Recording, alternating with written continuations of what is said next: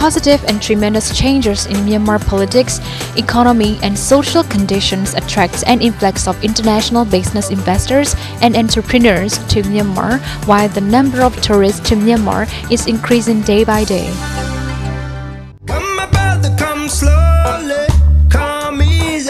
One of them is Steve Phapps, a British medical doctor.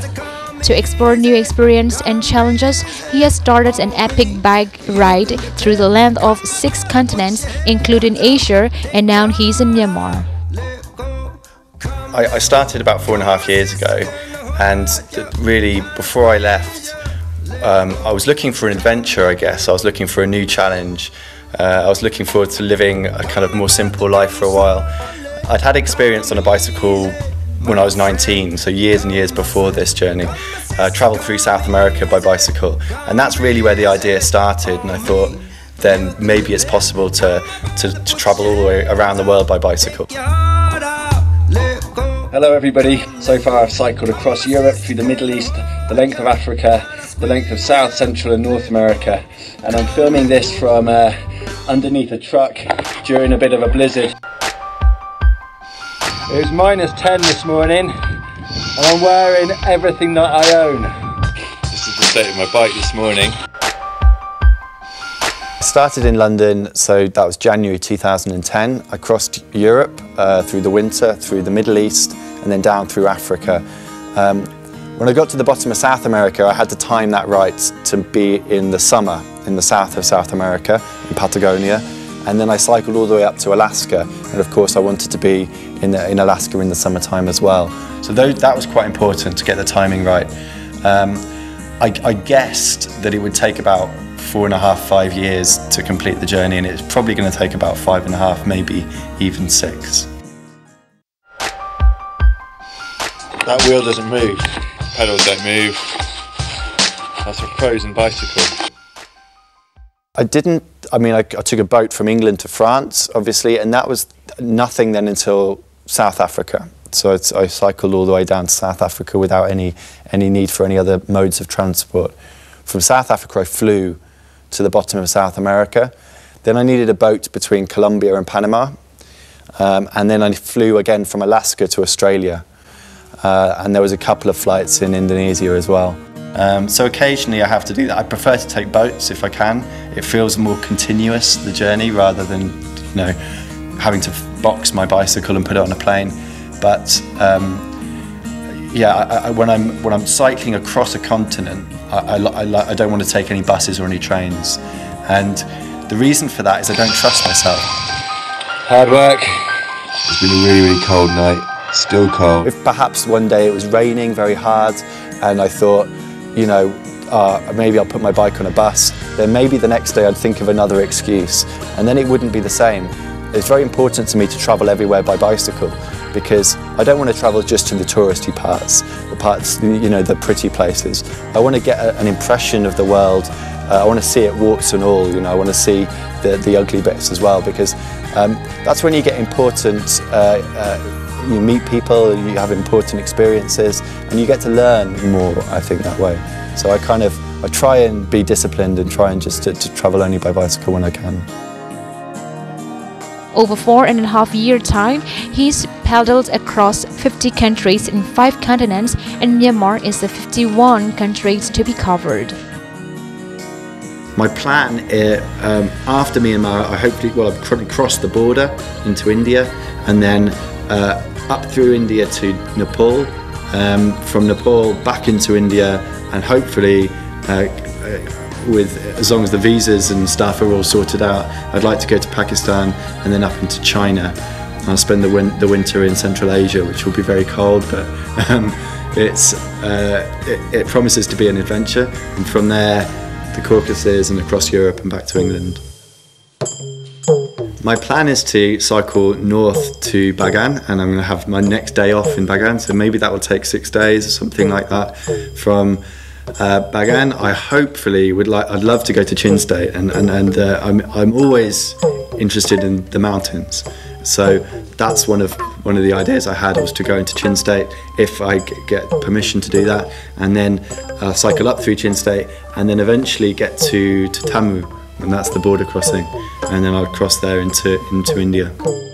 Yeah, Bagan is you know, quite well renowned, so that's one of those, I guess, the must-see things that I should do whilst I'm in Myanmar. So that's what inspired me to go there, and I've seen a few photos online. It looks very pretty, so I'd like to have a closer look. Chin State is because it's a bit of a mystery to me, I guess.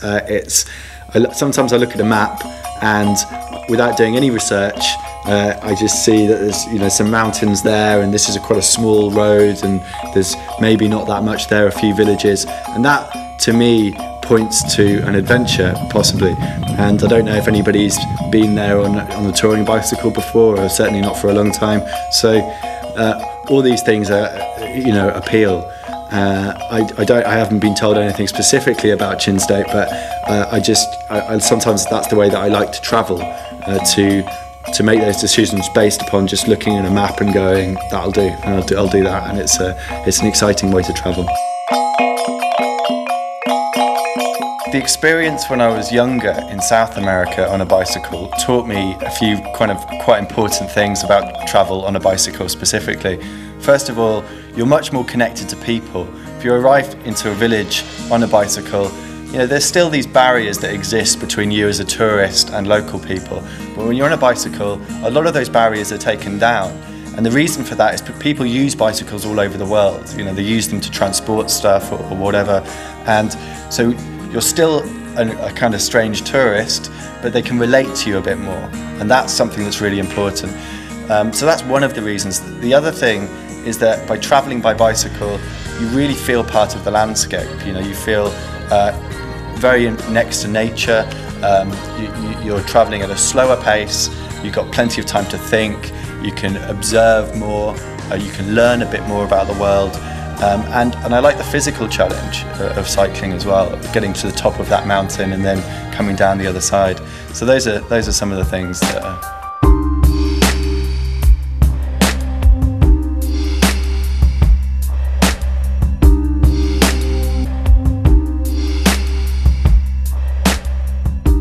There is, yeah. I visit remote medical clinics as well, because this is something I'm interested in as a medical doctor, somebody who's interested in international health and tropical disease. I like to visit medical clinics, especially those in remote settings and those that are involved in some way in the care of people who are marginalised. So I was able to visit places in remote parts of Africa, for example. And that's been a kind of an eye-opening experience for me. It's good to see how it all works. And I also like to write as well, so I write for magazines, and I like to write a book at the end of the journey. So I spend a lot of time writing, and sometimes I write about the experience of visiting medical clinics and trying to describe you know, how it works and why it's needed.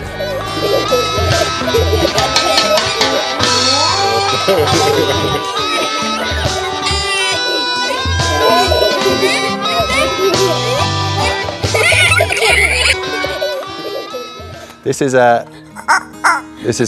Herb the chicken, and I got him in Indonesia, and he's just good for you know, people just like to see the chicken, I think, but it makes people smile. But also is that, you know, the children will, if I leave my bike standing somewhere and I'm eating, often children are gathered around the bicycle, and sometimes I'll hear this, and then the bicycle falls over and the children are just running around. But yeah, it's good. It's mainly for the kids and for their kind of amusement.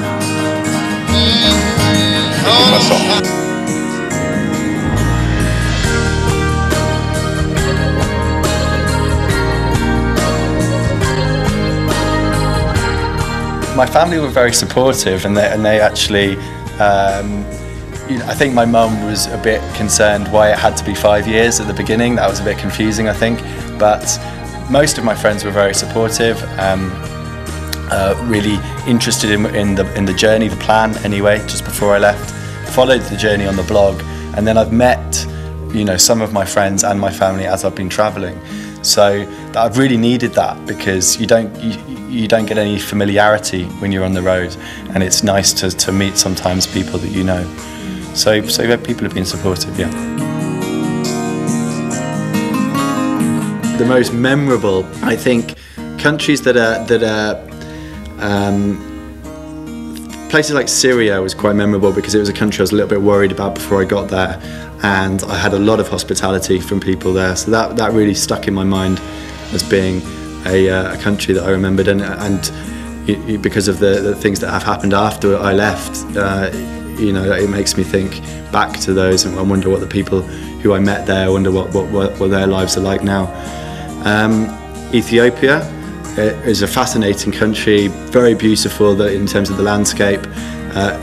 People, you know, you get lots of attention from people, lots of different cultures, 86 languages, strange food. You get this sense that it's been apart from other places, and that really feeds into this feeling of it's a very exotic place to travel. So Ethiopia is definitely one.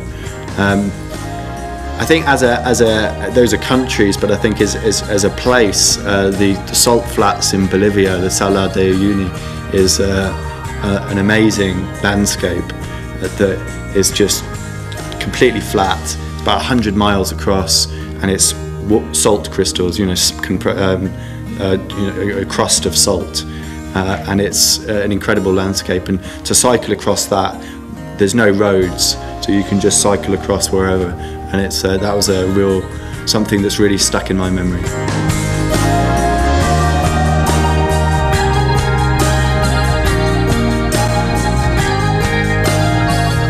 Yeah, I mean, if anyone wants to find out more about my journey, I blog about my trip. I do that on www.cyclingthe6.com. That's the number 6, and you can find more, you know, the stories about my journey there, and a bit more information about the trip, what I carry, and that kind of stuff. Steve turned a freelance writer during his long solo bike ride and writes for adventure travel and biking magazines. And a film of his journey is in production. By cycling across Myanmar, he'll definitely enjoy the enchanting natural beauties of the nation, splendid cultural heritage of Bagan, and the lifestyle of Myanmar people, which will remain an unforgettable memory of his cycling tour.